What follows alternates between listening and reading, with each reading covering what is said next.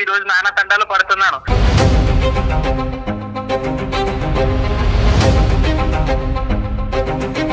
పచ్చిగా చెప్పాలంటే నడి రోడ్డు మీదకి గెంటేసాడు అతను. హైదరాబాద్ వెళ్ళి ఉద్యోగం ఎత్తుక్కో, నీకు నెలకి 10,000 పంపిస్తాను, ఇవన్నీ కూడా ఉత్త అబద్ధాలు.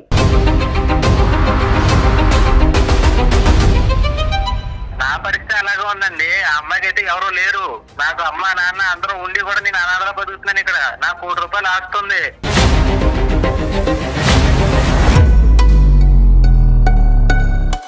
ఎన్ని రోజులు నేను ఇంకా ఆగాలి? ఎంతకాలం నీకోసం ఎదురు చూడాలి? పాప ఏడుస్తుంది ప్రకాష్, భయపడుతుంది. తులసి నీ దగ్గర చాలా నాటకాలు ఉన్నాయి తులసి. నువ్వేదో అమాయకురాలు అనుకున్నాను కానీ నేను అనుకున్నంత అమాయకురాలు ఏం కాదు.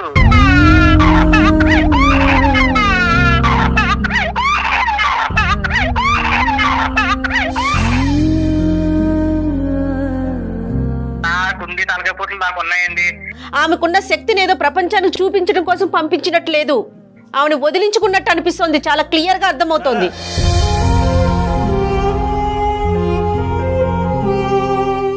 కుదిరినప్పుడు నేను వస్తాను. నన్ను ఇదిగో తులసి నువ్వు ఎలా ఫోన్ చేసి ఇబ్బంది పెట్టు. ఆగు, నాకు పని ఉంది, నేను మళ్ళీ చేస్తాను. ఏ ప్రకాష్, ప్రకాష్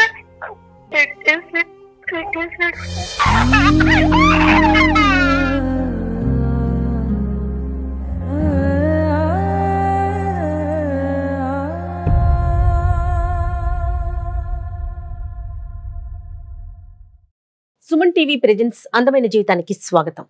నమస్తే కళ్యాణ్ గారు. కళ్యాణ్ గారు, ఈ రోజు నేను తీసుకున్న కేసు మెయిల్ నుంచి వచ్చింది కాదండి. మన బిల్డింగ్ కి బయటే సుమన్ టీవీ విమెన్ బిల్డింగ్ అని పేరు రాసి ఉంటుంది, మీరు గమనించే ఉంటారు. అయితే ఒక 2 days బ్యాక్ ఒక అమ్మాయి వచ్చిందండి. ఫీడింగ్ లో ఉన్న బేబీని తీసుకొని వచ్చింది నన్ను కలవాలని. ఎవరో ఏంటో పైకి రమ్మని చెప్పాను నేను. తను పాపను తీసుకొని పైకి వచ్చింది.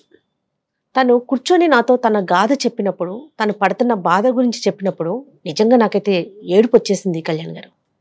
నేను చెప్పాను, ఇట్లా కాదమ్మా, నీ సమస్యకి ఇది కాదు పరిష్కారం. ఇట్లా కళ్యాణ్ చక్రవర్తి గారు ఉంటారు, అందమైన జీవితం అని మనం ఒక ప్రోగ్రామ్ చేస్తున్నాము, ఆ ప్రోగ్రాంలో కూర్చొని నువ్వు మాట్లాడగలుగుతావని అడిగా. ముందు ఓకే అన్నట్లుగా నింది. సరేనండి మీరు ఎప్పుడంటే అప్పుడు అంది.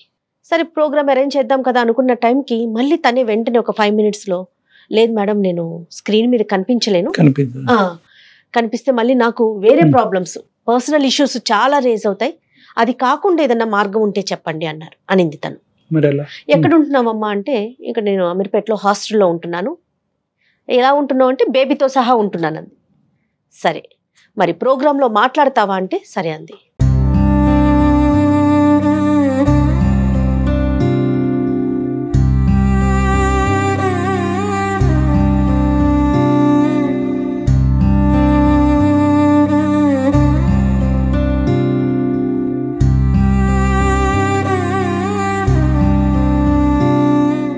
ఎందుకు వచ్చావమ్మా ఏంటని అడిగితే తనకు ఒక జాబ్ కావాలని. 5 నిమిషాల్లో పాప గగ్గోలు పెట్టేస్తుంది. ఫీడింగ్ లో ఉన్న బేబీ అంటే 6 నెలల పిల్ల.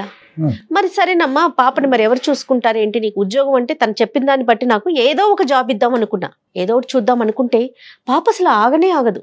చిన్న పిల్లలు కదండి, ఎట్లా ఆగుతారు? ఫీడింగ్ లో ఉన్న బేబీ ఎట్లా ఆగుతుంది? ఎవరు చూస్తారమ్మా అంటే ఎవరు లేరు మేడం అంటది.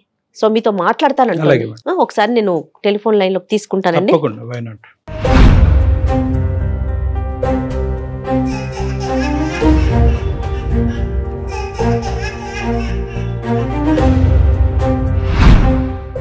పాప అమ్మాయికి ఇప్పుడు అర్జెంట్ గా జాబ్ కావాలి అని తన పర్సనల్ ఫీల్. నాకేంటి జాబ్ కన్నా కూడా మీ సలహా కావాలనిపించిందండి నాకు. ఇప్పుడు జాబ్ చేయటం ఒకటే ఇంపార్టెంట్ కాదు కదమ్మా, ప్రాక్టికాలిటీ చూడాలి కదా. చంటి బిడ్డను ఎత్తుకుంటూ వెనకాల సపోర్ట్ లేకుండా ఏ ఉద్యోగం మాత్రం తను చేయగలదు? అస్సలు అసాధ్యం అండి. తులసి అండి పేరు. హలో అమ్మ, నేను జయాని అందమైన జీవితం ప్రోగ్రామ్ నుండి. నమస్తే మేడం. నమస్తే అమ్మా. నమస్తే. అదే చెప్పానమ్మా నీ గురించి ఇప్పుడే డాక్టర్ గారితో నేను. అయ్యో అదే నువ్వు స్క్రీన్ మీదకి రాలేకపోతున్నావని కూడా చెప్పాను డాక్టర్ గారికి, మన ఆఫీస్లోనే ఉన్నావన్నాను. ఒక్కసారి నీ సమస్యను ఒకసారి మాట్లాడుమా డాక్టర్ గారితో తులసి. ఆఫీసులో మన దగ్గర ఉన్న వాళ్ళకి ఎవరికైనా అప్పచెప్పు పాపని. అయ్యో ఒక్కసారి తీసుకోండి. చెప్పండి మేడం. ఇదిగో డాక్టర్ గారితో, డాక్టర్ కళ్యాణ్ చక్రవర్తి గారితో మాట్లాడమా. నమస్తే అమ్మా. నమస్తే అమ్మా తులసి. ఏంటమ్మా పాపని చూసుకోవటానికి కూడా ఎవరు లేరమ్మా? సార్ చెప్పాలంటే నాకంటూ ఎవరు లేరు సార్. పాపని నేను అసలు ఏం చెప్పాలో ఎక్కడ మొదలు పెట్టాలో నాకేం అర్థం కావట్లేదు సార్. చెప్పమ్మా చెప్పమ్మా. ఏ ఊరుమా? మాది ఒంగోలు మేడం. ఓకే. ఏం చదువుకున్నావమ్మా?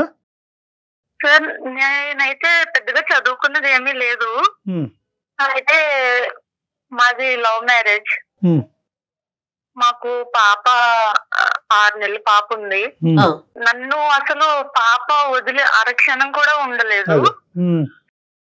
అయితే సార్ మా హస్బెండ్ అన్నారు, నాకు కొంచెం ఇబ్బందిగా ఉంది, ఊళ్ళో చాలా అప్పులు అయిపోయాను, నువ్వు వెళ్ళి ఎక్కడైనా కొంచెం వర్క్ చేసుకొని కొంతకాలం ఉండు, నేను తర్వాత జాయిగా వస్తాను.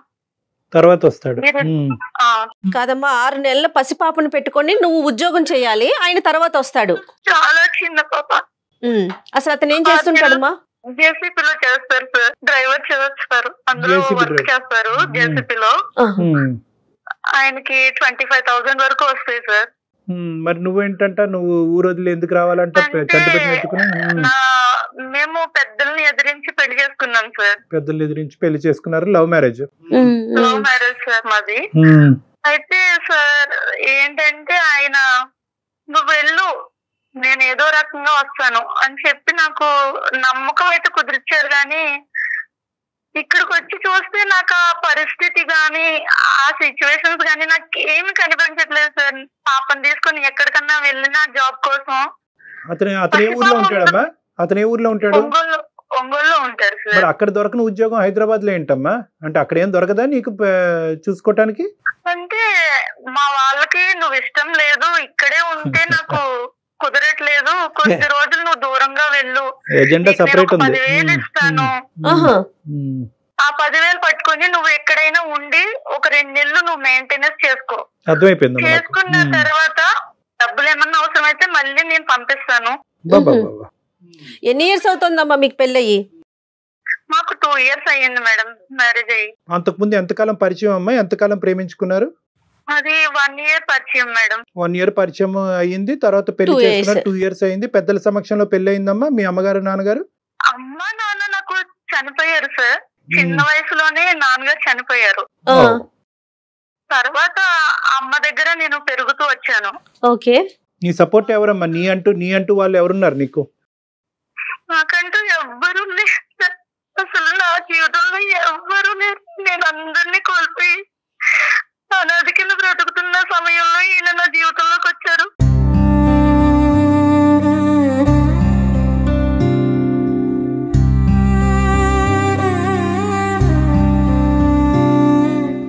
నేనున్నాను, నీకేం కాదు, నేను చూసుకుంటాను అని నాకు ఎంతగానో భరోసా ఇచ్చారు సార్. కానీ ఇప్పుడు ఆయన ఆ పరిస్థితి అసలు ఎక్కడ కనిపించట్లేదు నాకు.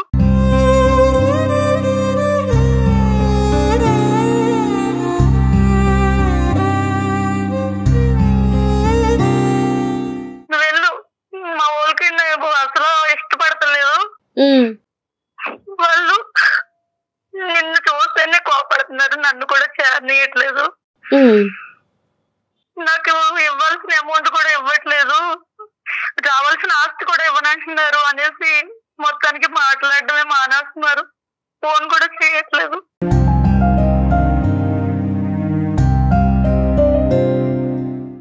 ఫోన్ చేసి అడుగుతుంటే నేను ఫోన్ చేస్తానంటున్నాను కదా, ఎందుకు నువ్వు ఊరికే ఫోన్ చేసేది, నేను చేస్తా కదా, ఎందుకు వస్తమాటలకి ఫోన్ చేస్తావు అని. నేను ఉద్యోగం గురించి పంపించాడా, ఇంట్లోంచి బయటకు తప్పించాడా? మీకు ఎలా అనిపిస్తోంది? మొదట్లో అయితే నువ్వు వెళ్ళు నేను వస్తానని నమ్మకంగానే చెప్పారు సార్, కానీ ఇక్కడికి వచ్చిన తర్వాత నాకు ఆ నమ్మకం ఆ భరోసా ఏమి కనిపించట్లేదు. ప్రేమించి పెళ్లి చేసుకుని 2 సంవత్సరాలు కాపురం చేసిన తర్వాత ఆ మహానుభావుడు ఏం మాట్లాడుతున్నాడో నీకు ఈ పాటికి అర్థమై ఉంటుందమ్మా. అది నాకు ఆయన మీద అంటే నాకంటూ ఎవ్వరూ లేని సమయంలో ఆయన నన్ను చేరదీశారు సార్. అంటే నాకున్న ఒకే ఒక్క ఆధారం అతన్ని నేను ఎలా అంటే ఒక దేవుడిగా చూసుకుంటున్నాను సార్. ఎందుకంటే నా జీవితంలో అనుభవించిన కష్టాలన్నీ కూడా ఆయన వచ్చిన తర్వాత నేను ఒక ఆడపిల్లని, నాకంటూ ఒక జీవితం ఉంది అని నేను భావించేలా చేశారు ఆయన.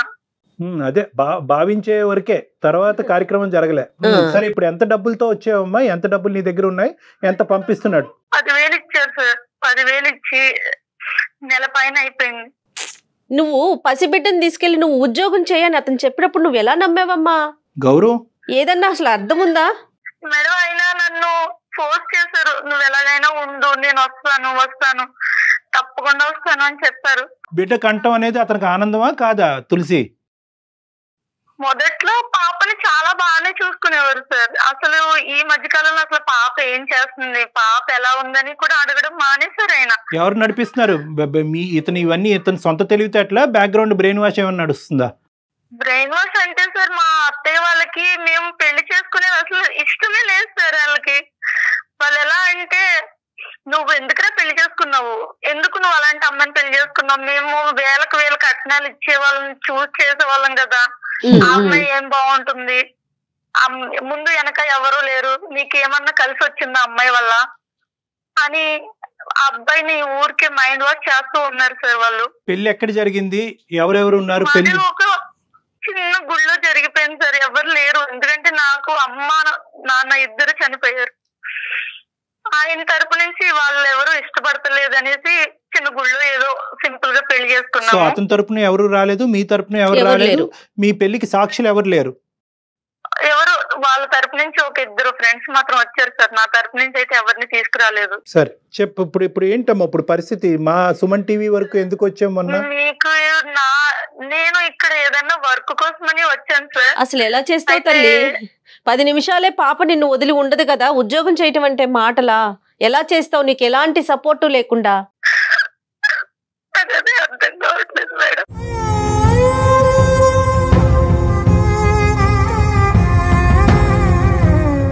అసలు నాకు నా జీవితం తలుచుకుంటేనే బాధ వస్తుంది మేడం. చిన్నతనంలోనే నాకు నాన్న చనిపోయి అమ్మ దగ్గర ఉన్నాను.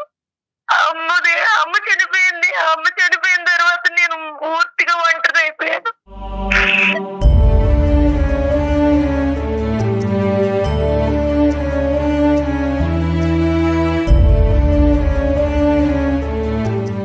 కాదమ్మా తులసి, మీకంటూ ఏమన్నా ఇల్లు వాకిలి అమ్మగారి మీ పుట్టింటి తరపున ఏమన్నా ఉన్నాయా తల్లి? నాకు బ్రదర్ ఉన్నారు మేడం. అయితే మాకు అమ్మ తరపు నుంచి ఒక హౌస్ ఉంది. బ్రదర్ వాళ్ళ వైఫ్ నన్ను అసలు చేరనీయట్లేదు. అక్కడ కూడా కట్ అయిపోయింది. అంటే నన్ను మాట్లాడితే ఎక్కడ నేను ఆ ఇల్లు రాయించుకుంటాను అని చెప్పేసి పూర్తిగా అమ్మ చనిపోయాక నా మీద లేనిపోని నిందలేసి. అమ్మ ఎలా చనిపోయారమ్మా? అమ్మ ఊరి పోసుకొని చనిపోయారు. అయ్యో,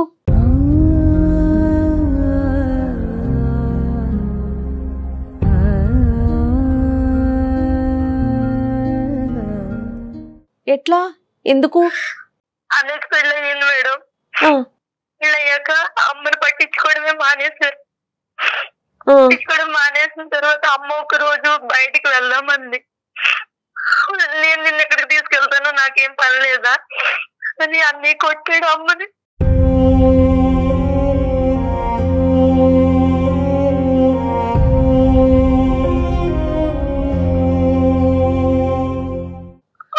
అది తట్టుకోలేక అమ్మ సూసైడ్ చేసుకుంది.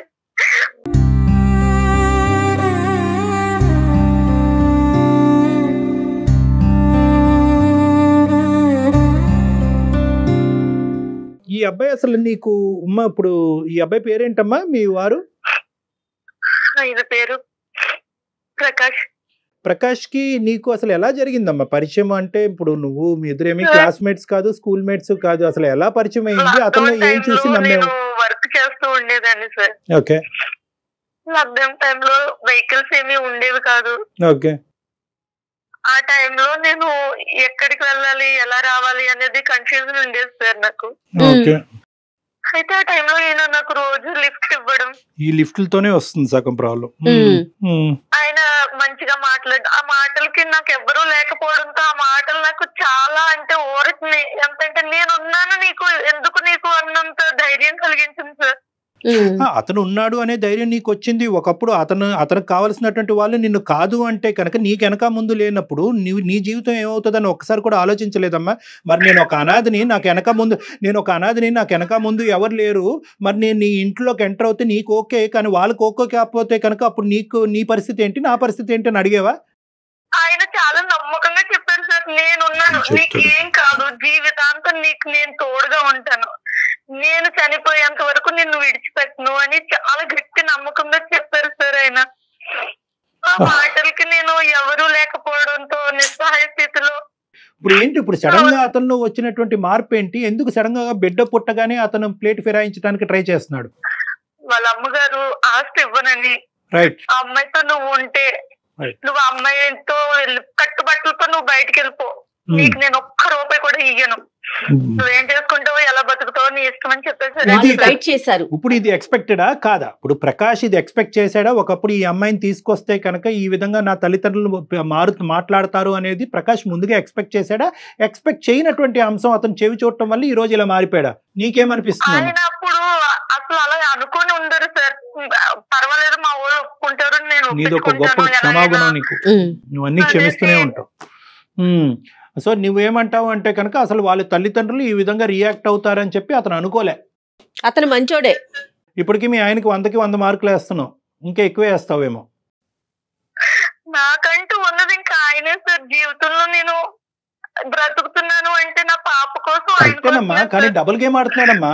ఒక బిడ్డను కన్నా తర్వాత ఒక చంటి బిడ్డతో పాలిచ్చేటటువంటి బిడ్డతో నిన్ను పచ్చిగా చెప్పాలంటే నడి రోడ్డు మీదకి గెంటేశాడు బిడ్డతో పాటు. ఉద్యోగం ఎత్తుక్కో, హైదరాబాద్ వెళ్ళి ఉద్యోగం ఎత్తుక్కో, నీకు నెలకి 10,000 పంపిస్తాను, ఇవన్నీ కూడా ఉత్త అబద్ధాలు. అమ్మా అసలు అతనితో మాట్లాడొచ్చు ఒక్కసారి? అతనేమనుకుంటున్నాడు? ఏమనుకుంటాడు దొంగడు? మాట్లాడితే మారుతారేమో అనే చిన్న ఖచ్చితంగా ట్రై చేద్దాం.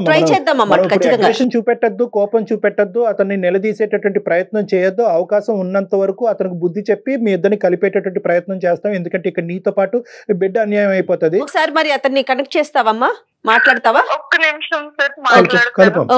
ఓకే. ఎంత ఘోరం అంటే నాకు అసలు అమ్మాయిని చూస్తే భలే ఏడుపు అనిపించింది కళ్యాణ్ గారు. డైరెక్ట్ గా చూసాను కదా, బుడ్డ పాప, చిన్న పాపని వేసుకుని వచ్చేసింది. అది ఇంకా ఏం చెప్తోంది, నా ఫీడింగ్ కాబట్టి సరిపోతుంది, అదే బాటిల్స్ గానీ అలాంటి అయితే నేను ఎక్కడి నుంచి తాగించగలను అడుగుతోంది. ఎంత కష్టం అండి పసిపిల్లల్ని పెంచటం. హలో హలో ప్రకాష్, ఎక్కడున్నావు? తులసి చెప్పి ఇప్పుడే డ్యూటీకి వెళ్తాను. ఏ పాప ఏం చేస్తుంది? ఆడుకుంటుంది. నువ్వు ఎప్పుడు వస్తావు ఊరు నుంచి? ఎప్పుడు వస్తావేంటి? చెప్పాను కదా, ఈ లోపు నువ్వు ఏదైనా చూసుకుని అక్కడ ఉండమన్నాను కదా. నాకు అప్పులు నీకు ఎక్కుతున్నాను, డ్యూటీ ఎక్కుతున్నాను, తీరాలి కదా. మరి ఎన్ని రోజులు నేను ఇంకా ఆగాలి? ఎంతకాలం నీకోసం ఎదురు చూడాలి? పాప గురించి నేను ఆలోచించాలి కదా. నువ్వు ఎన్నాళ్ళు ఉంటాను? నువ్వు ఇచ్చే అమౌంట్ ఇవ్వలేదు నన్ను. ఆ అమౌంట్ ఎన్నాళ్ళు సరిపోతుంది చెప్పు? ఒక సిటీలో కాదు తులసి, అన్ని చెప్పి పంపాను కదా. ఇప్పుడు మళ్ళీ ఇవన్నీ ఏంటి? ఇప్పుడు నీకు చెప్పాను కదా, నేను కూడా ఇక్కడ ఏమైనా ఆటుపాటు తిరుగుతున్నానా? ఒక చిన్న పిల్లని వేసుకుని నేను ఎలా బతకాలి చెప్పుకున్నావు? రాకుండా నిన్నేం వదిలేలేదు కదా. 10,000 ఎక్కడో పెట్టాను, హాస్టల్లో చూస్తారు పాపనే. ఈ లోపు నువ్వు ఏదో ఎత్తుక్కో, ఇలా ఫోన్ చేసి ఏడుపులు ఏడితే ఏంటిది?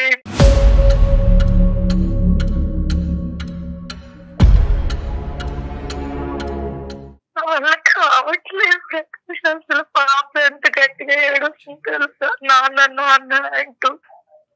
అదేంటి తులసి, అన్ని చెప్పి పంపాను కదా, మళ్ళీ ఇప్పుడు ఇదంతా ఎందుకు?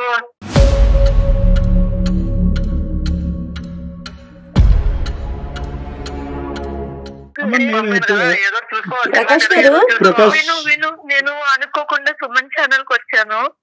సార్ మేడం లైన్ లో ఉన్నారు, ఒక్కసారి వాళ్ళతో మాట్లాడుతావా? ఏమనుకోవద్దు. ప్రకాష్ గారు నమస్తే అండి. నమస్తే అండి. తను తులసి మీ భార్య మా దగ్గరకు వచ్చిందండి. సుమన్ టీవీలో ఏదైనా ఉద్యోగం ఉంటే చూడండి మేడం అని పసిపాపని తీసుకుని వచ్చింది.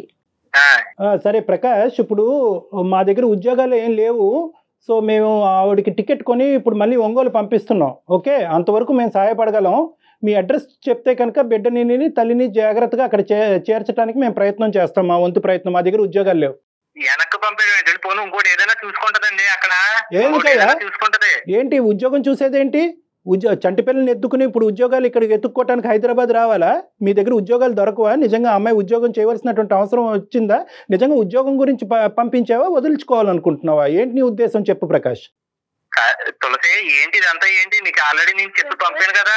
ప్రకాష్ అర్థం చేసుకుని నేను ఇక్కడ జాబ్ కోసమనే వచ్చాను. సార్ అయితే నన్ను ఏంటమ్మా నీ పరిస్థితి అంటే ఇలా సార్ నేను ఇలా ఉన్నాను నా పరిస్థితి అంటే ఇప్పుడు ఆ పర్సనల్ విషయాలు చెప్పుకుంటే గానీ ఎవరు ఉద్యోగాలు ఇవ్వాలి? పర్సనల్ విషయాలు ఇది పర్సనల్ పరిధి దాటింది ప్రకాష్ గారు. చాలా మంచివాడివి, నన్ను ఒక దేవుళ్ళ చూసుకున్నావు. నా జీవితంలో ఒక మంచి అదృష్టం అంటూ ఉందంటే అది నీ వల్లే చెప్తున్నాను వాళ్ళకి. ఆ అమ్మాయి ప్రకాష్ గారు ఒక్క 2 నిమిషాలు వినండి. ఈ అమ్మాయి మీ గురించి ఏమీ వ్యతిరేకంగా చెప్పలేదు.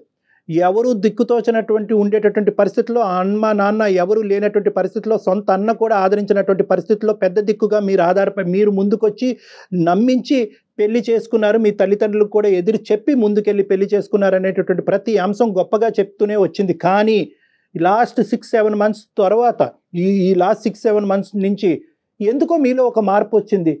ఈరోజు ఉద్యోగం అనేటటువంటి వంకతో నన్ను ఇక్కడ హైదరాబాద్ వరకు పంపించాడు. 10,000 పంపిస్తా అన్నాడు. చేతులు ఆరికిపోతున్న డబ్బులు లేవు, చేతుల్లో దిక్కుతోచినటువంటి పరిస్థితి. నేను ఎలా బతకాలి? ఈ బిడ్డతో పాటు నేను ఎలా బతకాలి? నా పరిస్థితి అలాగే ఉందండి. ఆ అమ్మాయికి అయితే ఎవరో లేరు.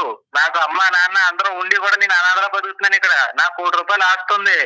కానీ ఎవరో మా ఇంట్లో నన్ను పురుక్కన్న హీరంగా చూస్తున్నారు. ఎవరు ఇంట్లోకి రానివ్వట్లేదు నన్ను.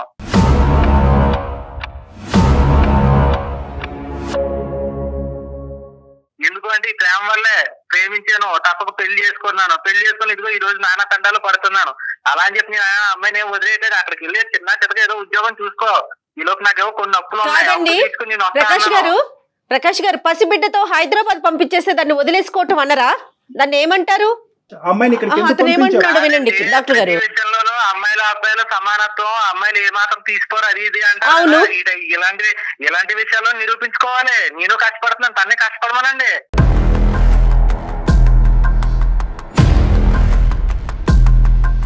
అప్పుడు ఆ బిడ్డను మీ దగ్గరే ఉంచుకోవచ్చు కదా. తన్నే కష్టపడమనండి, నేను ఇక్కడ ఏం తిరగట్లేదు కదా. కానీ ఇప్పుడు దీన్ని మీరు సమానం కోసం, ఆమెకున్న శక్తిని ఏదో ప్రపంచానికి చూపించడం కోసం పంపించినట్లేదు, ఆమెను వదిలించుకున్నట్టు అనిపిస్తుంది. చాలా క్లియర్ గా అర్థమవుతుంది. సమానత్వం గురించి, ఉమెన్ ఎంపవర్మెంట్ గురించి తర్వాత మాట్లాడుకుందాం. ఇది ఉద్యోగం గురించి పంపించావా, వదిలించుకోవాలనుకుంటున్నావా? ఫస్ట్ ఈ పాయింట్ క్లియర్ కట్. అమ్మాయి ధైర్యం చెప్పి నేను పంపితే నువ్వు ఉద్యోగం ఎత్తుకోకుండా ఈ పర్సనల్ విషయాలన్నీ చెప్పి ఏంటిది నేనేమో నీకు ధైర్యం చెప్పి పంపిస్తే వీళ్ళందరూ ఏమో నీకు భయపడుతున్నారా? భయపెట్టట్లేదు ప్రకాష్. ఒక ఆడపిల్లతో నువ్వు అసలు ఎలా బ్రతకగలుగుతున్నావమ్మా అంటే, సార్ నా పరిస్థితి ఇలాంటిది, నా హస్బెండ్ నాకు ఎంతో ధైర్యాన్ని ఇచ్చి పంపించారు. అయితే నాకు ఇక్కడ ఏం చెయ్యాలి, ఎలా బ్రతకాలనేది నాకు అర్థం కాక.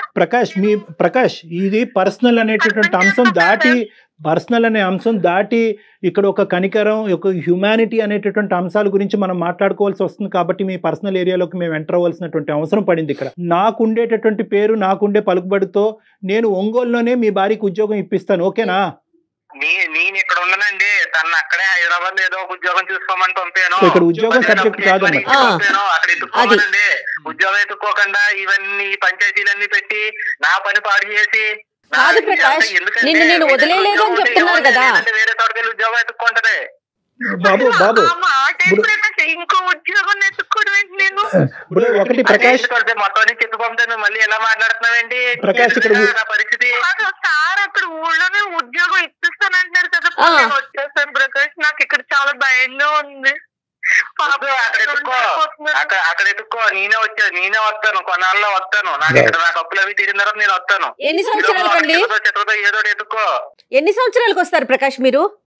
సంవత్సరాలు ఏంటండి, అదంతా కాదండి. నేను వస్తానండి, కొద్ది టైం పడుతుంది. మీరేమో మా ఆవిడని అలాగా భయపెట్టేసి మీరేమో నా ఇది భయపెట్టినట్టు అనిపిస్తుందా మీకు? పాప ఏడుస్తుంది ప్రకాష్, భయపడుతుంది. తులసి నీ దగ్గర చాలా నాటకాలు ఉన్నాయి తులసి. నువ్వేదో అమాయకురాలు అనుకున్నాను కానీ నేను అనుకున్నంత అమాయకురాలు ఏం కాదు.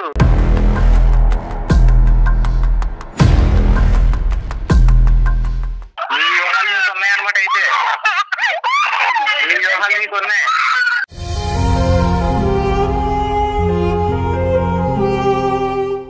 ఏంటి ఇందులో వ్యూహాలు కనిపిస్తున్నాయా మీకు? జీవితంలో ఇంక వ్యామోహం ఉంది ప్రకాష్, అర్థం చేసుకోవా కనీసం?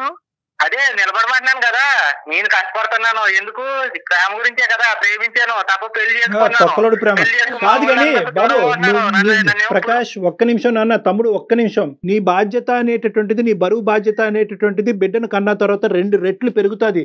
ఆ బాధ్యత పెరిగినటువంటి సమయంలో ఆ అమ్మాయిని పెట్టి బేడ పట్టుకుని బిడ్డతో పాటు హైదరాబాద్ పంపించేసావు కదా, ఏది నీ బాధ్యత? అమ్మాయి కూడా బాధ్యత ఉంటది కదా, ఆ అమ్మాయిని నిలబడమనండి. ఈ లోపు ఉద్యోగం ఎత్తుకుని రా ఉండు, నేను వస్తానన్నాను కదా, మళ్ళీ నువ్వేమో పనిచేసి మీరు అదే మాటలో ఉన్నాడు అతను అసలు ఆ మాట నుంచి రావట్లేదు. ఏం చెప్తున్నారు అసలు? ఒక్క నిమిషం ప్రకాష్ గారు, వాళ్ళెవరో చెప్పింది అనమాట, మొగుడు చెప్పింది అనవా?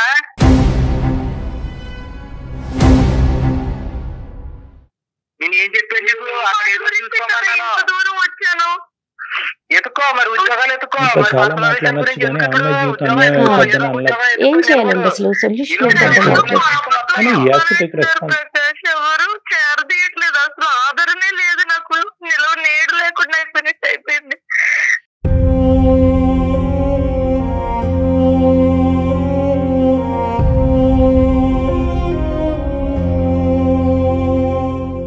ప్రకాష్ ప్రేమించాను అని అంటున్నావు. ఆ అమ్మాయి ఏడుస్తుంటే, ఆ అమ్మాయి బాధపడుతుంటే, వెనకాతల బ్యాక్గ్రౌండ్లో ఆ చంటి పిల్ల ఏడుస్తూ ఉంటే మాకు మనస్సు తరిగిపోతుంది. నీకేం అనిపించట్లేదా ప్రకాష్? నీకు ఉద్యోగం ఒక్కటే కనిపిస్తుందా? ఎలాగా అలా అలా అలా అలా బాధపడిపోతే రోజులు వెళ్ళవు కదండి. నాకుండి బాధ్యతలు నాకు అలా ఉన్నాయండి, ఓ పక్క అప్పులు ఉన్నాయి, తప్పదండి. బాబు నువ్వు కష్టపడి ప్రేమించి పెళ్లి చేసుకున్నావా, ఇష్టపడి ప్రేమించి పెళ్లి చేసుకున్నావా అనేటటువంటిది నీ మనస్సాక్షికి తెలుసు. మీ తల్లిదండ్రులు ఇలా తిరుగుబాటు చేస్తారు, నిన్ను ఇంట్లోంచి బయటకు గెంటేస్తారు, ఆస్తిపాస్తులు ఇవ్వకుండా చేస్తారనేది నీకు ముందు నుంచి తెలుసు. ఇదేం కొత్తగా తెలిసినటువంటి అంశం ఏమీ కాదు. నాకుండి తలకాయ నాకు ఉన్నాయండి. ఇప్పుడు ఇవన్నీ ఏంటంటే మీ దగ్గర ఉద్యోగం ఉంటే ఇవ్వండి తనకే, లేదంటే లేదు. నీ తలపోటు ఒకటే ఉంది. ఆ అమ్మాయి ప్రాణాలు అరిచేతిలో పెట్టుకుని రోడ్డు మీద పడింది. నీకు ఓన్లీ తలపోటే ఉంది. తలపోటు కావాలంటే డోలో వేసుకో, అది కాదు. ఏం కాదు, మీరు అనుకుంటున్న అమ్మాయికురాలు ఏం కాదు, తను ఏదో రకంగా బతకగలదు. ఆ అమ్మాయికి ఏం తెలివితేటలు ఉన్నాయన్నయ్యా? ఏ బిడ్డను పట్టుకుని నీ మాటను నమ్మి హైదరాబాద్ వచ్చిందనా, తెలివైందని అనుకుంటున్నావు? ఏంటి ఆ అమ్మాయి వెనకాతల మైండ్ లో ఉన్న మాస్టర్ ప్లాన్ ఏంటో చెప్పండి ప్రకాష్ గారు. మీ దగ్గర ఉద్యోగం ఉంటే ఇవ్వండి తనకి, ప్రకాష్ గారు, లేదంటే హాస్టల్ పంపేయండి. ఎక్కడైనా ఏమైనా ఉంటే చూసుకుని ఎదుకో. ఇటువంటి అన్ని నువ్వు నాకు. ప్రకాష్ మేము చెప్పేది ఒక్క 2 నిమిషాలు వింటావా? చెప్పండి. మేము ఒక పని చేద్దాము, ఏదో మేము తల తాకట్టు పెట్టో ఏదో ఒకటి చేసి ఆ అమ్మాయికి నీకు ఇద్దరికి ఉద్యోగం వేయిస్తాం, ఓకేనా? ఇద్దరికి ఉద్యోగం వేయిస్తాం. నువ్వు వస్తావా ఇక్కడికి రేపు?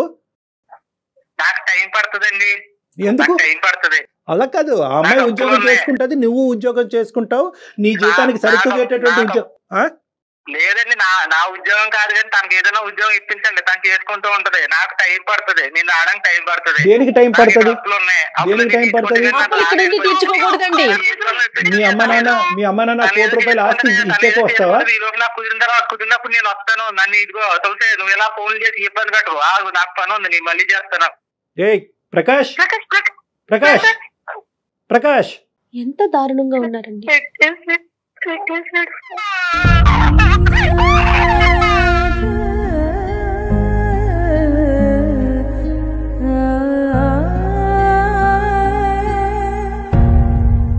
నీ అమాయకత్వమే తల్లి, నీ అమాయకత్వమే. అది ఎంత క్లియర్ గా తెలుస్తుందంటే, ఇలా కూడా ఆలోచిస్తున్నారమ్మా. ఇంకా కూడా పసిపిల్లని తీసుకుని ఎవరైనా ఉద్యోగానికి ఆయన పంపేయటం ఏంటి, నువ్వు వచ్చేయటం ఏంటమ్మా? ఏం నమ్మావు, ఏం పెళ్లి చేసుకున్నావో తల్లి? మనం ఇక్కడ క్లియర్ కట్ గా ఈ అమ్మాయి అసమర్థతని, ఈ అమ్మాయి వెనకాతలు ఎవరు లేనటువంటి దిక్కు లేనితనాన్ని అతను ఉద్యోగం అనే అంశం చూపెట్టి బయటకు పంపించాడు. కానీ ఒకప్పుడు ఉద్యోగం అనే అంశం చూపెట్టకపోయినా కూడా, లేదు నేను ఏ ఉద్యోగానికి బయటకు వెళ్ళను అనే మాట ఈ అమ్మాయి ఆ రోజు ఎదిరించి అన్నా కూడా అప్పుడు పంపించేస్తుంది కదా మేడం. ప్రేమ అనేటటువంటి కవింపుతో ఆ అమ్మాయిని అనుభవించాలనే ఆనందంతో ఈ విధంగా చేసి అవసరం తీరాక రోడ్డు మీద మానవత్వం అనేదే కనిపించట్లేదు. ఇంకా తన ఏం మాట్లాడుతున్నాడండి? సమానత్వం అంటాడు, కాసేపు ఆడమగ సమానం అంటాడు, అప్పులు అంటాడు. ఏం లేదు మేడం, ఇవేమీ కాదు. బేసికలీ ఆ అబ్బాయితో మాట్లాడిన తర్వాత ఒక్కసారి ఈ అమ్మాయికి పుండుమే కారం చల్లటం కాదు కానీ అసలు వాస్తవాలు అనేటటువంటి ఇప్పటికైనా తులసికి అర్థం అవుతాయనే ఉద్దేశంతో నేను అంటున్నాను. ఈ అబ్బాయిని ఎవరో బ్రెయిన్ వాష్ చేశారో, తల్లిదండ్రులు ఒత్తిడి పెట్టారో, ₹1,00,00,000 ఆస్తి ఇవ్వలేదు అనేది ఏది నాకు ఇప్పుడు అనిపించట్లేదమ్మా. ఇదంతా కూడా క్లియర్ కట్గా ఒక గేమ్ ప్లాన్ ప్రకారం ప్రేమించాడు, పెళ్లి చేసుకోకపోతే గొడవ అవుతుంది కాబట్టి ఏదో తూతూ మంత్రంగా గుళ్ళో పెళ్లి చేసుకోవటం, ఎవరో ఇద్దరిని పిలవటం, ఫోటోలు అనేటటువంటి ఆధారాలు లేకుండా కాపాడుకోవటం, కేవలం నిన్ను ఒక వస్తువు కింద వాడుకోవటం, శారీరకంగా వాడుకోవటం, యాక్సిడెంట్లుగా నువ్వు పిల్లలు కనేసావు. పిల్లలు కనేసేటప్పటికి అప్పుడు అతనికి దిక్కుతోచినటువంటి పరిస్థితి వచ్చింది. ఇప్పుడు ఏదో వంక చెప్పి నిన్ను అక్కడి నుంచి బయటకు పంపించకపోతే కనుక అక్కడ ఏంటంటే ఇంకో పెళ్లి చేసుకునే దానికి అవకాశం ఉండదు, ఆస్తి తల్లిదండ్రుల దగ్గరికి వచ్చేటటువంటి ఆస్తి ఉండదు అనేటటువంటి రకరకాల అంశాలతో ఉద్యోగం అనే పేరు చెప్పి నిన్ను ఇక్కడి వరకు పంపించాడు. సో ఇంకా ఇతను క్లియర్ కట్ గా ఇతను దొంగ వ్యవహారం అన్నది మనకి బ్లాక్ అండ్ వైట్ లో ఇక్కడ కనిపిస్తుంది. అతని నో ఏంటంటే మీరే తులసి, మీరు మీ పాప, అతనికి నో అంతే. నువ్వు అనుకోలేదమ్మా ఒకప్పుడు, నువ్వు అనుకోలేదు నాన్న, కానీ నువ్వు అనుకున్నా కూడా అతను అక్కడ ఉండేటట్టుగా విధంగా అయితే నాకైతే కనిపించట్లేదు. ఏదో వంకతో ఏదో విధంగా వదిలే అమ్మా.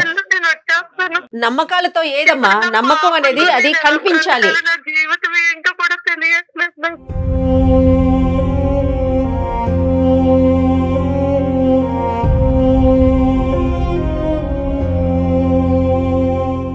ఇప్పుడు మనం ఏంటంటే ఇది లీగల్గా వెళ్ళవలసినటువంటి అవసరం ఉందమ్మా. పోలీసుల యొక్క ఆశ్రయం అయితే ఖచ్చితంగా తీసుకోవాలి. ఇలాంటి వాళ్ళకి గట్టిగా బుద్ధి చెప్పాలి. మంచిగా చెప్పడానికి ట్రై చేసాము, అన్ని ఆప్షన్స్ ఇచ్చి చెప్పడానికి ట్రై చేసాము. నీ అంగీకారం లేకుండా మేము ప్రయాణం చేయలేము. ఎందుకంటే లీగల్ మ్యాటర్స్, పోలీస్ మ్యాటర్స్ అంటే కనుక అది ఒక టైప్ ఆఫ్ యుద్ధం అది. సో ఆ విధంగా వెళ్తే కనుక దీనికి ఒక పరిష్కారం దొరుకుతుందనే నమ్మకం నాకు ఉంది. కానీ దానికి కూడా if you don't agree I can't do. నాకేం అర్థం కావట్లేదు సార్, ఎలా బ్రతకాలి అనేది. ఈ పాపతో నాకు అసలు ఏమీ తోచట్లేదు. దిక్కుతోచిన స్థితిలోకి వెళ్ళిపోయింది.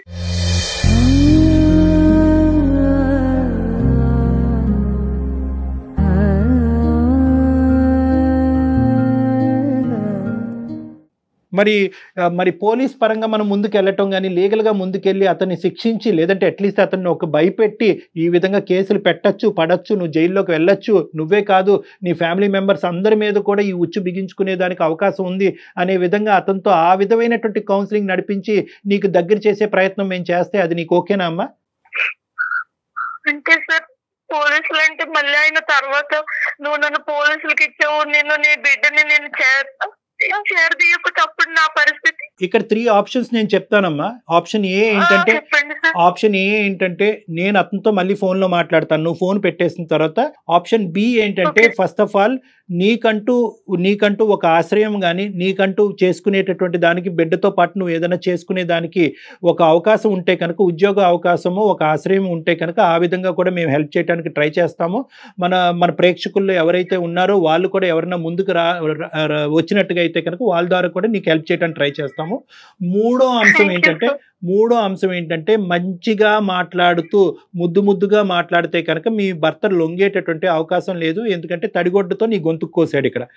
కాబట్టి నేనేమంటున్నానంటే పోలీసులు అంటే కనుక వాళ్ళు ఏదో చెత్తగొట్టేసో హింసించో బాధ పెట్టరమ్మా. వాళ్ళు కూడా ఏంటంటే కౌన్సిలింగ్ ద్వారానే, ఎందుకంటే కౌన్సిలింగ్ ద్వారానే, ఆర్బిట్రేషన్, మీడియేషన్ ద్వారానే సాఫ్ట్ గానే ఇటువంటి సమస్యలకు పరిష్కారం చేయడానికి ఒక ప్రయత్నం చేస్తారు. బాబు నీ జీవితం ఇది, ఆ అమ్మాయి జీవితం ఇది, ఇలా అవబోతుంది, ఈ లేనటువంటి పక్షంలో అయినా కానీ నువ్వు మొండికేస్తే కనుక అప్పుడు నీ చట్టరీత్యా నీ మీద మేము ఇటువంటి స్టెప్స్ తీసుకోవడానికి అవకాశం ఉంటుంది అనే విధంగానే వాళ్ళు కూడా మాట్లాడతారు. అసలు మీరేమనుకుంటున్నారో చెప్పండి తులసి. ముందు అమ్మాయి ఒంటరిగా బతకలేదు మేడం. సమాజంలో పాపని తీసుకొని నేను ఒక్కదాన్ని బతకాలంటే అవ్వదు మేడం. చిన్నప్పటి నుంచి నేను ఒంటరిగా బ్రతికాను. ఆ బ్రతుకు మళ్ళీ నా కూతురికి కూడా అమ్మాయికి ఆప్షన్ ఇచ్చినా కూడా మనం ఇప్పుడు ఏంటంటే నువ్వు ఒంటరిగా బతకమని ధైర్యం. అదే మేడం, ఎందుకంటే మనం వీలైనంత వరకు 99.9% అతన్ని మెత్తగా చేసి, అతన్ని కాంప్రమైజ్ చేసి, అతన్ని లీగల్ గా గానీ, మెడికల్ గా గానీ, ఇంకో పరంగా గానీ, ఎందుకంటే ఈ అమ్మాయికి ఈ రోజు పెన్నం నుంచి పొయ్యిలో పడినట్టు అయింది. ఈ రోజు పరిస్థితి ఒంటరిగా ఉండి తన జీవితం ఏదో, తన ఉద్యోగం ఏదో, తన బాధలు ఏదో తను పడుంటే కనుక అనాథగా ఉన్నా కూడా భగవంతుడు నాకు ఒక దారి చూపెట్టాడని ముందుకెళ్ళి ఉండేది. ఇప్పుడు ప్రేమను ఉచ్చులో చిక్కున్న తర్వాత ఈ నవ్వు, ఇప్పుడు ఆ అమ్మాయి ఏమనుకుంటుంది, ఇది నా జీవితమే కాదు నా బిడ్డ జీవితం కూడా. ఈ రోజు నేను కఠినంగా ఒక నిర్ణయం తీసుకుంటే కనుక నా బిడ్డకి రేపొద్దు నేను ఏం చెప్తాను, ఏ సమాధానం చెప్తాను? చెప్తాను, అమ్మ నాన్నేడి అంటే ఏమని చెప్తానండి రకరకాల ప్రశ్నలతో. ఈరోజు మ్యాక్సిమం 99.9% ఈ అమ్మాయి ఏ దారైతే ఎంచుకుందో, ఏ భర్తతో అయితే ముందుకు వెళ్ళాలనుకుందో ఆ దారే రెక్టిఫై చేసి మనం ఇవ్వాల్సినటువంటి బాధ్యత మనమే ఉంది. ఇప్పుడు ఇమీడియట్ గా తక్షణ కర్తవ్యం ఏంటంటే కనుక నీకంటూ ఒక బ్రతుకు తెరువు కావాలి కాబట్టి, ఓకే, నీకు సానుకూలమైనటువంటి వాతావరణం, నీకు నీ బిడ్డకి సానుకూలమైనటువంటి వాతావరణంలో జయ గారితో ఇప్పుడే నేను అది మాట్లాడుతున్నాను. సుమన్ టీవీ వాళ్ళు కూడా నీకు ఏదో ఒక ఆశ్రయాన్ని ఇస్తారమ్మా, అంటే ఉద్యోగరీత్యా. ఓకే, అంటే ఇప్పుడు బిడ్డతో పాటు ఎలాగనేటటువంటి ప్రశ్న కూడా మేము ఇప్పుడు అదే మాట్లాడుకుంటున్నాము. అదే ఆలోచిస్తున్నాను కళ్యాణ్ గారు, ఎందుకంటే పసిబిడ్డ ఖచ్చితంగా తల్లి పక్కనే ఉండాలి. టెలికాలింగ్ అలాంటివి నేను నేర్పించి చేయించగలను గానీ పసిపాపని ఏం చేయాలి, ఎవరు చూసుకుంటారు? బిడ్డను కూడా మనము ఇక్కడే మనం ఆ ఏర్పాటు కూడా చేద్దాం అమ్మా. ఏదో ఒకటి చేద్దాం కళ్యాణ్ ఏదో ఒక ఉయ్యాలు ఏర్పాటు చేయటమో, లేదంటే ఒక ఆయమ్మని ఏర్పాటు చేసి బిడ్డని ఎత్తుకోవటమో ఏదో ఒకటి చేద్దాంలేండి. సో ఫస్ట్ ఆఫ్ ఆల్ అయితే కనుక అదైతే మాత్రం మేము నిర్ణయించుకున్నాము. నీ సమస్యకు ఒక పరిష్కారం చూద్దామమ్మా. ఉద్యోగ పరంగా నీకంటూ సుమన్ టీవీలో ఒక అవకాశం ఉంది, సరేనా? నేను ఏదో ఒక జాబ్ నీకు చూసి పెడతాను, పాపను కూడా ఇక్కడే ఉంచుదాం.